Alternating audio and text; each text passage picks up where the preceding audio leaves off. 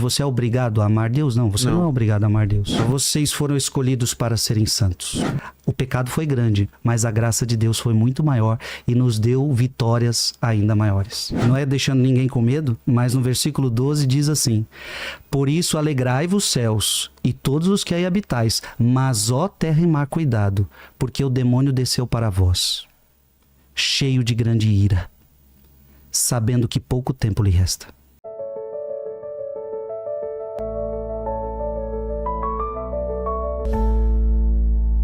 E aquela pergunta anterior do livre-arbítrio?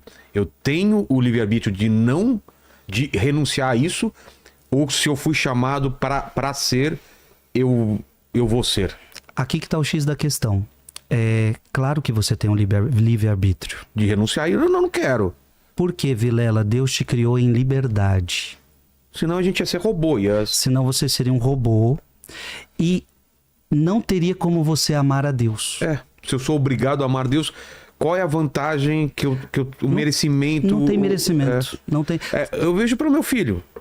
Meu filho, ele pode gostar de mim ou não gostar. Ele pode me obedecer ou pode não obedecer. E é legal quando ele escolhe me amar e me obedecer. Exatamente. Imagina se ele fosse obrigado. Ele não tem outra opção senão fazer exatamente o que eu faço. Esta escolha é um ato de amor. Essa escolha é um ato de amor. Então Deus nos escolheu, nos criou e nos criou em liberdade. Você pode escolher ou não a me amar. Tanto é verdade que no casamento, qual é a primeira pergunta que um padre ou outro faz? É de livre e espontânea vontade que você está aqui? Porque se você está aqui porque alguém te obrigou, colocou uma arma na sua cabeça, então você... Não tem valor. Não é livre, não é amor, entendeu? Exato. Então... Desculpa, Frei, mas lá no passado, quando Adão fazem a opção por renunciar à vida eterna e tudo mais, naquele momento, Deus já sabia que eles iam fazer aquilo? Ou aquilo foi uma surpresa para Deus, sendo que ele sabe todas as coisas? Se ele já sabia, por que colocou a árvore lá então, né? Aquela árvore, ela representa algo. Sim, ela representa a sua liberdade. Eram duas árvores, né? Isso. A árvore da vida e da ciência do conhecimento. Isto. Poliglota agora, em japonês. Em japonês, né? Aí ele falou assim, essa daqui vocês podem comer à vontade, só essa daqui que não. Essa árvore representa a sua liberdade. Qual? Aqueles que não podia comer. A árvore do conhecimento do bem e do mal. Por quê? Veja bem, então uma árvore traz vida, outra árvore traz morte. Exato. Então o que acontece? O que aquela árvore simboliza? Eu sou Deus. Eu criei você. Isso é de suma importância que a gente está falando. Se foi Deus que me criou, se foi Deus que me escolheu. Ele é o Criador, eu sou criatura. Então, ele está acima de mim. Claro. Ele está acima de mim. E isso é importantíssimo a gente entender. Veja, Deus está dizendo para Adão e Eva, aquela árvore significa o seguinte: no dia em que vocês comerem dela, vocês estarão dizendo para mim, não preciso, que não sou eu quem determino para vocês o que é o bem ou o que é o mal. Quando vocês se arvorarem em achar que são deuses, por isso que a serpente fala, vocês serão deuses, conhecedores do bem e do mal. Então, ou seja, vocês não precisam de Deus dizendo a vocês o que é certo e o que é errado. Vocês tomam conta da vida de vocês. Vocês definem o que é certo e o que é errado. Ora, mas você é criatura. Você não tem o poder de discernir o que é certo e o que é errado. É Deus. É Deus quem criou tudo. É Deus quem formou tudo que tem que dizer o que é certo e o que é errado. No dia que vocês comerem, vocês estarão me dizendo que é vocês que decidem o que é certo e o que é errado. E, portanto, vocês se tornarão deuses de vocês mesmos. E, portanto, era uma árvore que também expressava a liberdade do ser humano. Deus criou o ser humano livre. Então, ou seja, Vilela, a sua pergunta é o seguinte: você é obrigado a amar Deus? Não, você não é obrigado a amar Deus. Eu tenho escolha de... Agora, Adão e Eva, vocês foram escolhidos para serem santos. Vocês foram criados em santidade. Vocês foram criados em justiça. Deus deu tudo o que vocês precisam para isso. Agora, livremente você está dizendo, eu não quero você. E Deus vai respeitar. Abra sua Bíblia, Vilela, porque... Mas antes, assim, a partir do momento que eles fazem essa escolha, e tornam-se imortais e tudo, todo o resto a gente conhece até hoje, tá na Bíblia também que já tinha o plano para a redenção a partir disso. Sim. Mesmo sabendo que eles iam cair, tinha um plano para a redenção. Desculpa, eu não respondi a sua pergunta. A sua pergunta era o seguinte, Deus já sabia que eles iriam cair? Exato. Vilela, é o seguinte, Deus sabe de todas as coisas. Deus já sabe de tudo. Ele é onisciente, onipresente, onipotente. Ele não é preso ao tempo. Agora, se eu digo que Deus sabe, eu não estou dizendo que Deus determina. Isso é importante entender. Então, assim, Deus sabia que Adão e Eva iriam cair, sabia, porque ele sabe de tudo. Mas isso não significa que ele determinou que eles iriam cair. Deus ofereceu tudo que eles precisavam para eles não caírem. Entendi. Deus andava com eles no jardim. Deus estava com eles. Agora, livremente eles fizeram a sua escolha. E como nós temos um Deus amoroso, Deus deu um jeito de ainda resgatar e salvar essa criatura através da redenção, através da cruz, através do seu Filho único. E aí depois Paulo vai dizer, né? Onde abundou o pecado, superabundou a graça. O pecado foi grande, mas a graça de Deus foi muito maior e nos deu vitórias ainda maiores. Se os dois não tivessem comido lá a fruta lá, a gente não precisava trabalhar, certo?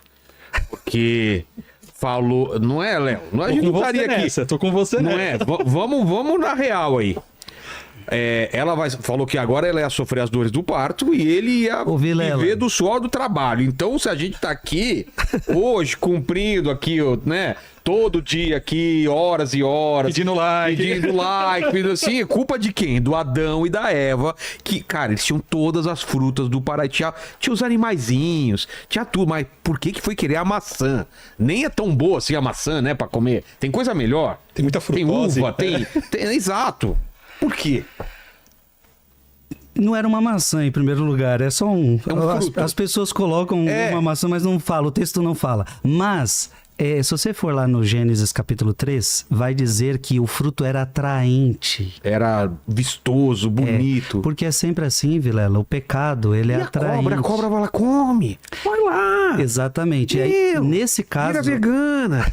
Que isso, carne faz mal, vamos lá. Nesse caso, nós temos um fator externo, que é o demônio que aparece provocando, tentando você a fazer o errado. Que é a mesma coisa que aconteceu no deserto com Jesus, quando ele... Exatamente. Se você é Deus mesmo, se joga daqui, os anjos vão te parar, Exatamente. Ou então transforma essa pedra em comida, ou então...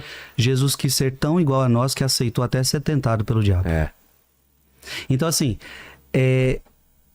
o diabo tenta...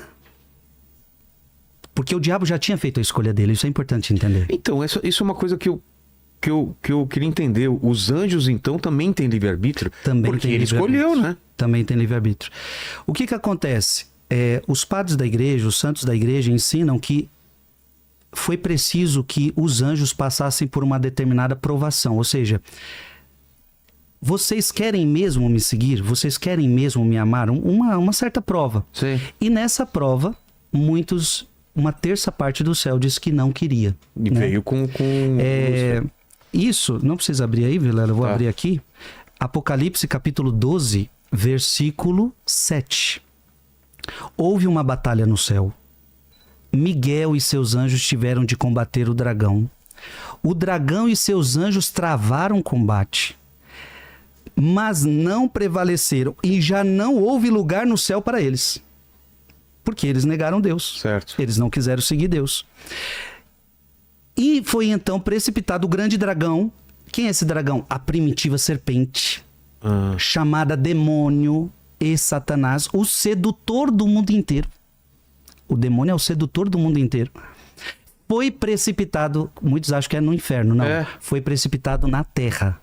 E com ele os seus anjos. Então não foi pro inferno, ele ficou aqui. Tem um inferno, o inferno foi criado a partir daqui.